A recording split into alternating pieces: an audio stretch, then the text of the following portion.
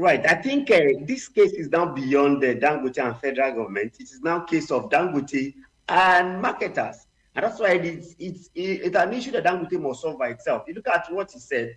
I mean, I'm sure his communicator would have advised him because of the way he communicates now. From the point of view of his communication, he's much more self-serving. He said, "Yeah, I'm losing money. If I have that money in bank, 32, I would have collected interest of 32%." He's not factoring those marketers into his decisions. That's what it simply means. Those marketers might be having issues of price, right? So if you are selling to them and they're not breaking even the price you are giving to them, they will stop patronizing you. They will go as far as any country in the world to make their own profit. So Dangote must also come to terms with those marketers, because the gap is not issue of federal government. You recall before, Dangote also said that he would have to talk to federal government, right, before he can know how much he will sell it to Nigeria. So I guess that is what is still the problem. Perhaps the price is given to those marketers are not what those marketers can afford. And trust every businessman, they are in business to make money. As he also wants to make money, and he's not happy that his fuel is lying down in his tank.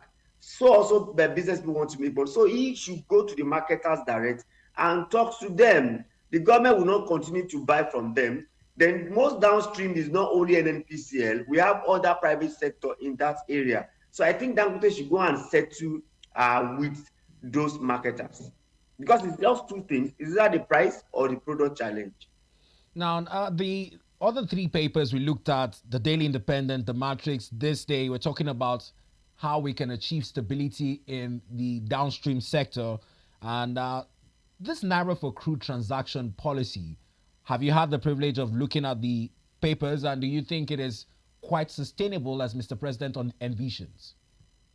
Well, I think it is sustainable because we have everything here.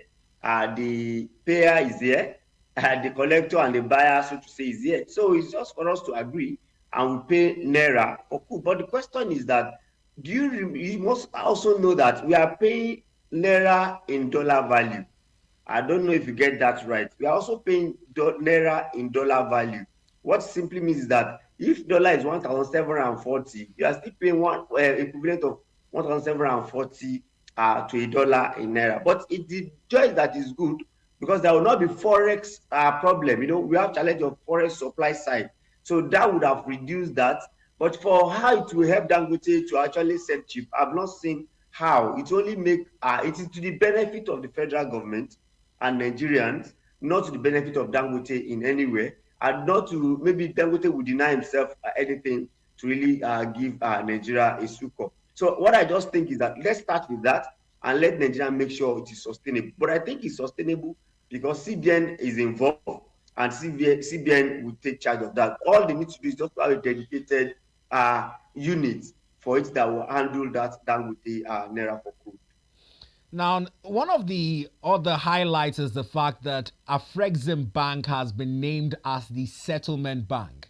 You rightly said that it is a large determinant of what the value of the exchange rate is day on day. But owing to your knowledge of Afrexim Bank and its settlement capacity in this stead, are you telling us and Nigerians that indeed they are well and capable to handle this in terms of whatever settlements either the NNPCL or Dangote would need? I only wonder why it is Afrexim Bank. I was thinking, in that case, we should have one local with global presence bank. Maybe most of them are now having global presence. You can use one of them and also use Afrexim Bank, because it's as if you are still going global with this. You can do it local. Everything should be done local. So for me, I think it's possible, but don't let it be only Afrexim Bank, because I don't think we have total control on Afrexim Bank. We use one local bank and also Afrexim Bank. For me, I think that would have worked. I don't know the logic behind why it is even Afrexim Bank in the first place, but I will canvass for a local bank that have global presence and Afrexim Bank. And this tendency of Nigeria to always be benchmarked by global prices is one of my major worries again this morning. Because looking at it, the global price of crude is dropping at a time when the country Nigeria is jacking up the prompt price of PMS. Does this beat your imagination that we continue to keep our eyes on the global market despite having local and homegrown solutions with the coming on board of Dangote refinery?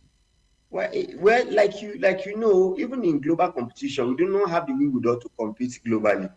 So if our quota is maybe 2,100 barrel per day, right? I'm not sure we have meet up to 1,700. No, I'm not sure we have meet up our quota. Let me use that language. So we are not a good global player. Even in global market, we are also disadvantaged, and that's what is actually happening. But the global price coming down will not even have effect in Nigeria because of the price of dollar. You know, price of dollar is a problem because a dollar is 1,740 compared to naira. So we